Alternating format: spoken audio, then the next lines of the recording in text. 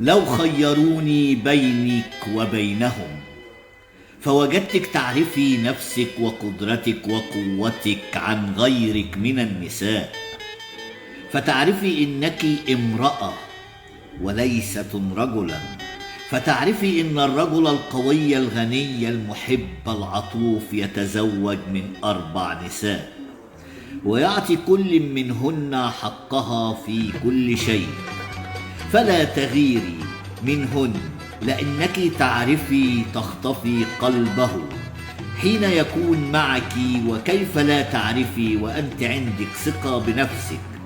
وتعرفي قيمتك أيتها المرأة الذكية الأنيقة الجميلة الواثقة من نفسها